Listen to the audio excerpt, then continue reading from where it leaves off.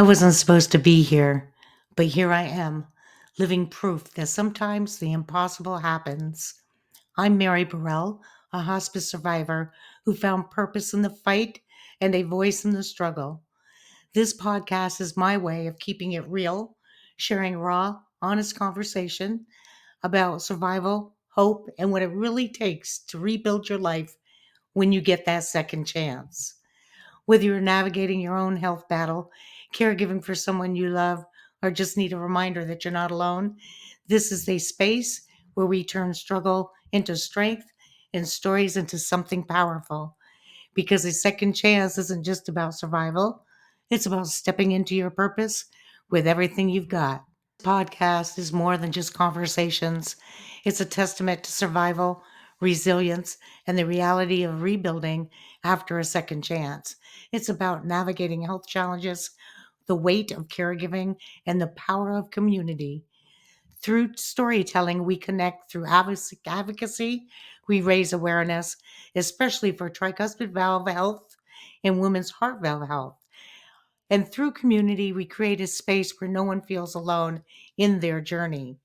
You'll hear solo episodes where I lay it all out, alongside powerful interviews with patients, caregivers, and advocates who walk this path. Together, we're breaking the silence, shattering misconceptions, and making sure no one faces the journey alone. This podcast speaks to women 20 to 65 and older, caregivers, hospice survivors, and patient advocates facing heart valve challenges, caregiving, and the journey of resilience. Health conscious individuals and medical professionals drawn to patient stories, advocacy, and groundbreaking therapies like the Evoke. Heart valve health, especially for women, is more critical than ever, yet too many remain unaware of key risks like tricuspid valve disease, despite cardiovascular disease being the leading cause of death for women in the U.S. This podcast meets the urgent need for awareness, advocacy, and real patient stories, filling a gap where women's heart valve health and rare conditions are often overlooked. With over 80% of podcast listeners seeking authentic, relatable content, now is the time to create a space that educates, inspires, and connects women navigating heart valve health challenges and caregiving. The pilot episode, Hope Starts Here, Four Voices, One Mission, kicks us off with the medical breakthroughs, advocacy, and caregiving, showing how innovation, support, and resilience can transform the patient experience. Future episodes will explore the raw realities of hospice, life after the delicate balance of caregiving, while also being a patient navigating clinical trials and embracing medical innovations. Through advocacy and education, this podcast empowers listeners with knowledge and connection. Each 15-minute episode delivers compelling stories, heartfelt interviews, and actionable insights, creating a space for inspiration, resilience, and real conversations. By sharing raw personal stories with a focus on tricuspid valve awareness, a condition rarely highlighted in mainstream media, this podcast creates a space for real conversations about life diagnoses, caregiving, and medical breakthroughs. As both a survivor and a caregiver, I bring a firsthand perspective that's both deeply personal and universally relatable. This podcast goes beyond storytelling. It builds community by offering actionable insights, collaborating with advocacy groups, and amplifying listener voices to create a real connection and inspire hope. I'm looking to partner with sponsors, advocacy groups, and organizations passionate about heart valve health, caregiving, and patient advocacy. Through sponsorships, guest appearances, and co branded campaigns, we can work together to raise awareness and make a real impact. To support the podcast, I will incorporate sponsored content, ads, and listeners' contributions through platforms like Patreon. Down the line, I hope to introduce merchandise that strengthens our community and sustains this mission. More than just a podcast, this is a space for all of us where listeners can share stories, ask questions, and engage with experts. It's about building supportive community that lifts each other up. Hope starts here. Four Voices, One Mission is just the beginning.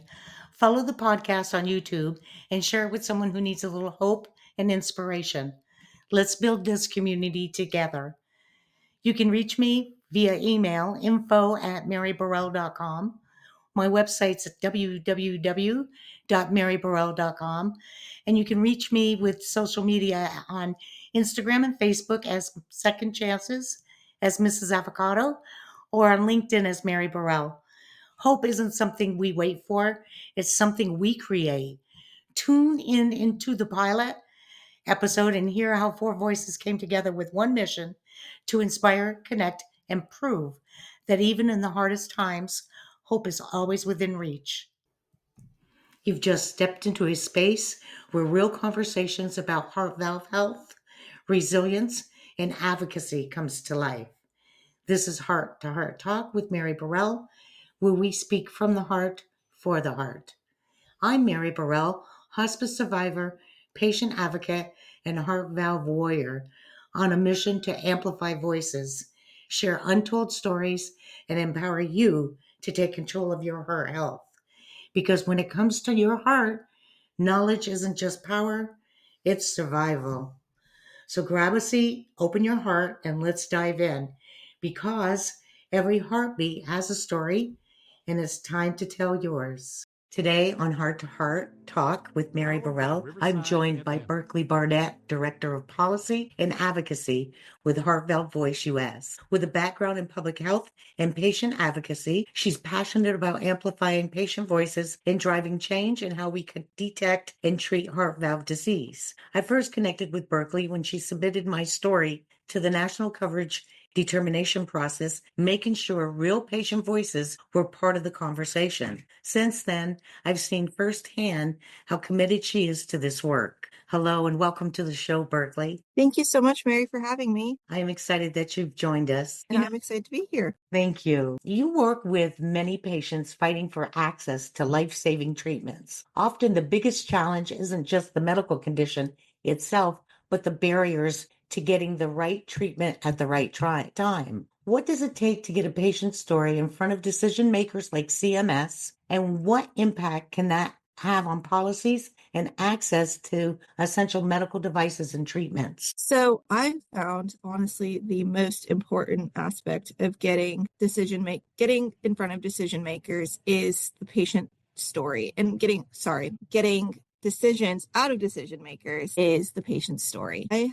Getting in front of decision makers isn't necessarily the hard part. They give us lots of opportunities. It's through coverage decisions and being able to submit public comment. Patient groups can go up to Capitol Hill and talk to legislators pretty much anytime they want. You just have to schedule ahead.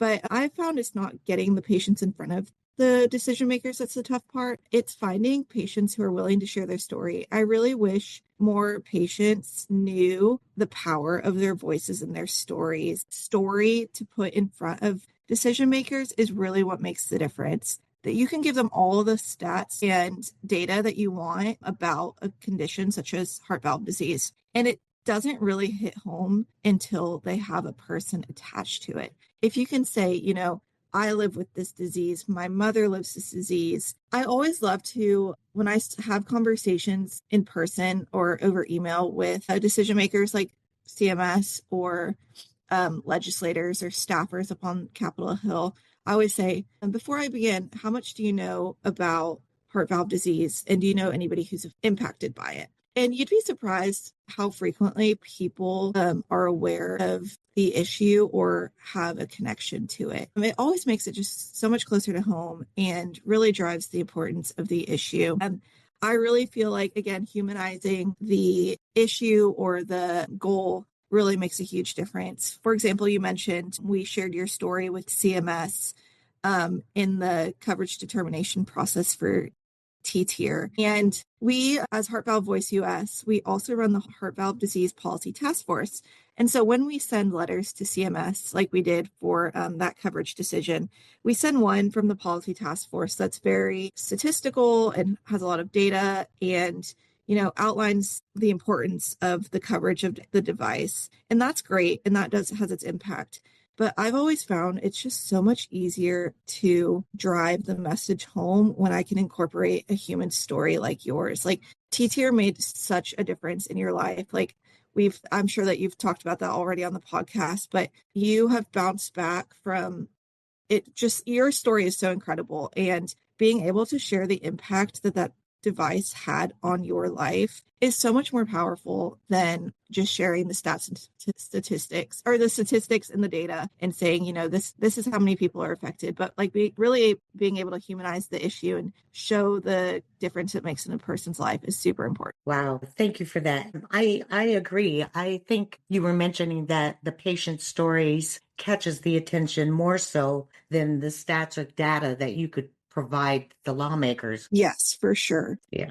So even when patient stories reach the right people, there are still significant policy and approval hurdles. Many don't realize just how difficult it is to change the system to prioritize patient needs. What are the biggest challenges in getting patient voices heard as CMS, which is Center for Medicare Services? Is that correct? Center for Medicaid and Medicare Services. Thank you for correcting me. And what that needs to change to ensure patients can access treatments and devices they need. I would say one of the biggest issues with CMS is honestly their personal resourcing. CMS is far behind the times, truthfully. FDA, so in order for a device or a drug to get approved, it has to go through a multi-step process. So it will first go through FDA approvals, which can take a couple of years. But FDA is fairly modernized and can move through approvals fairly quickly.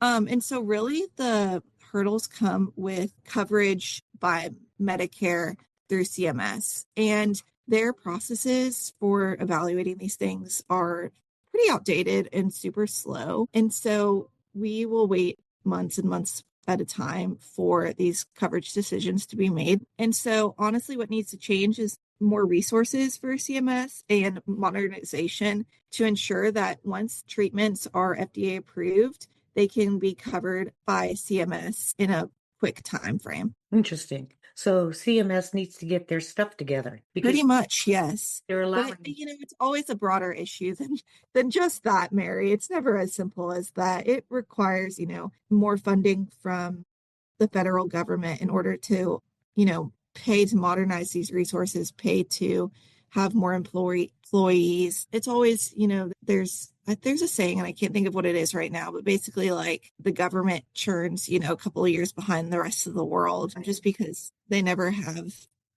the adequate resources to be ahead of the game. And yeah, that's so frustrating on so many levels from patients' perspective. I'm sure from your perspective as well, trying to get it through. Oh, for sure. If we have access, like if treatments exist and have been FDA approved, of course, we want our patients to be able to benefit from them. I mean, there's been such a difference in treatments going from specifically in the heart valve space. We went from, years ago, the only option for heart valve disease patients was open heart surgery. And now we have all these transcatheter devices that are currently being approved. CMS approved TTVR just a couple of weeks ago. So now patients can have access to a device for tricuspid regurgitation that didn't exist before. But we want these to move as soon as they become available. We want patients to be able to access them and not have to pay out of pocket huge amounts for these life-saving devices that are so much less I'm blanking, so much less effective or having, I'm so sorry, so much, we'll move on, so much less disruptive, I guess is a substitution for the word I was looking for. I apologize. Oh, that's fine. I like it being organic. So thank you for that. Yes, I guess like a good example of the word I'm looking for is these transcatheter devices, patients get them done in surgery, and a lot of them are back up on their feet like that afternoon, if not the next day. Whereas open heart surgery is requires so much more recovery time and is, much more life-threatening than these transcatheter devices. I can speak for that. I've had open heart surgery as well and almost died from it. I was in the hospital for 30 days. The transcatheter procedure that saved my life. I was in the hospital for a week only because I was so far on the other side when I was able to get the valve that it took my body a little longer to spring back. But since that point, I've been springboarding off of life and it's been wonderful. Yes, I'm so glad to hear that. We really hope that everybody gets that experience, that same positive experience. So, Berkeley, for patients fighting for access to treatment is often about more than just their own care. It's about making a difference for others. Advocacy has the power to change policies and improve access for future patients. From an advocacy standpoint, how do individual patient stories help shape the broader policy change, and what can patients do to push these conversations forward? Yeah, as I mentioned, putting a patient's story behind some of these advocacy issues we push for really brings just like a human value to them. I think it is so important for patients to share their stories. Everybody has such a unique experience, and being able to share those experiences and outcomes with the community beyond decision makers, with community, with fellow patients, really has the power to move things forward. You and I were talking before we started this podcast of just like the power of advocacy, and you were saying that you are new to this. I just reminded you that no, you're really not. Like, the fact that you were able to get these life-changing treatments is a testament to your own advocacy for yourself. And I think that, like, starting at that base level for patients is like a great, easy first step of like reminding yourself that you do have power to make decisions for yourself. And those decisions can help, one, transform your own life, but push for more down the line. Like, if you're in a doctor's office and you've heard about, this new tech device from, maybe Heart Valve Voice US has been talking about this new TTVR device, and you're like, maybe that could be great for me. And your doctor goes, okay, well, you have tricuspid regurgitation, you need open heart surgery. Even just like the click of there of being like, well, I heard about this thing called Evoke, and I'm interested in learning more about that. The doctor may have, one, not even thought about that as an option, or two, might be new to transcatheter devices, and it could be a learning opportunity for them too.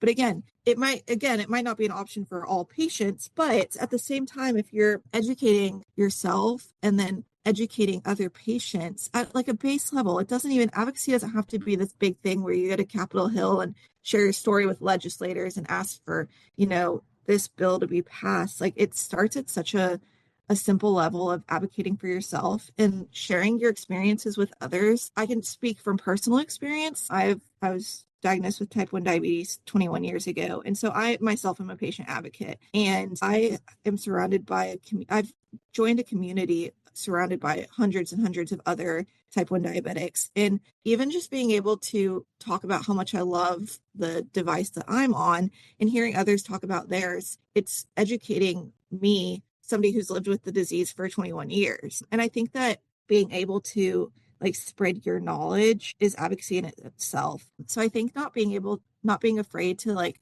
start at a base level of, asking questions in the doctor's office, talking to community members about this, joining, Heart Valve Voice US's My Valve, My Voice, and hearing from other patients and sharing your story there makes such a big difference to so many people. I think there's an aspect of like knowing that you're not alone too, that is really powerful, and like being part of a community that has the same goals as you and being able to work together to push those forward, I think is so big. I think, again, like encouraging people to join the community that may live with heart valve disease or may know somebody with heart valve disease, and being able to carry those people along with you. Like, the more voices, like one voice can be very powerful, but many voices can be even more powerful. And so I think just, continuing to get people involved and encouraging others to share their stories and not being afraid to share your story. Like what you're doing here, Mary, like your podcast is such a great example of powerful advocacy and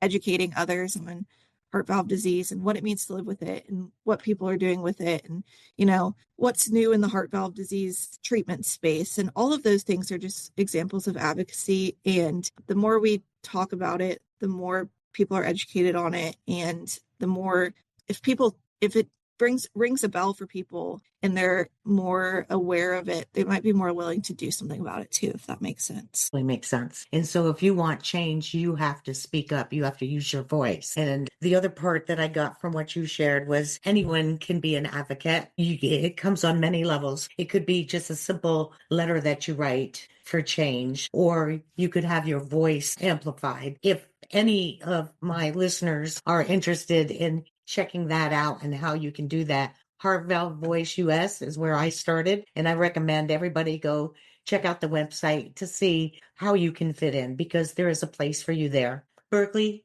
thank you so much for your work that you do and for being such a powerful voice for us patients. I'm personally grateful for how you've helped share my story and the stories of so many others who deserve to be heard. I'm so glad to be part of this and to get to share your story. It makes doing the work I do so fruitful and impactful for me as well.